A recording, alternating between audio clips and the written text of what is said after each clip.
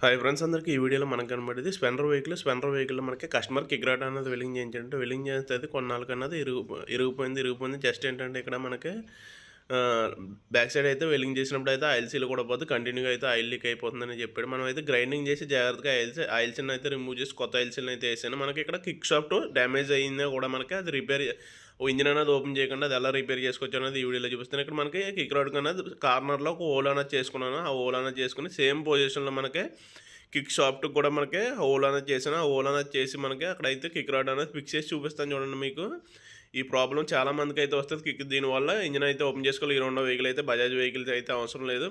ప్రతి వెహికల్కి అయితే వీడియో ఉపయోగపడుతుంది. వీడియోని అయితే షేర్ చేయండి. చూసారు కదా, అక్కడైతే మనం కిక్ రాడ్ని అయితే సెట్ చేసి మనకి ఒక రాడ్ని అయితే తీసుకుని మనకి ఆ హోల్లో అయితే మనకి ఈ విధంగా అయితే సెట్ చేసి దాన్ని అయితే లాక్ చేసి బయట కిక్ రాడ్ సైడ్ అయితే చిన్న వెల్డింగ్ టాక్ అయితే పెట్టించాను. ఎందుకంటే మనకి అది రేపొద్దున్న కిక్ కొట్టినప్పుడు కానీ ఊడిపోయే అవకాశం లేకుండా దాన్ని అయితే పెట్టాను. మనం ఎప్పుడైనా కావాలితే కట్ చేసుకుని అయితే రిమూవల్గా తీసుకుని అయితే దాన్ని అయితే యూజ్ చేసుకోవచ్చు. ఫైనల్గా అయితే మనకైతే చాలా బాగా వర్కౌట్ అయింది. ఇది మనకి దీనికి ఖర్చు ఇచ్చేటప్పటికి ఇంజిన్ అంతా ఓపెన్ చేస్తే చాలా ఖర్చు అయ్యేదాన్ని మనం సింపుల్గా ఈ ట్రిక్ని అయితే ఉపయోగించి అయితే చేసుకోవచ్చు. వీడియోని అయితే లైక్ చేయండి, ఇన్ఫర్మేషన్ అయితే షేర్ చేయండి. డౌట్లు ఉంటే కామెంట్ సెక్షన్లో కామెంట్ చేయండి.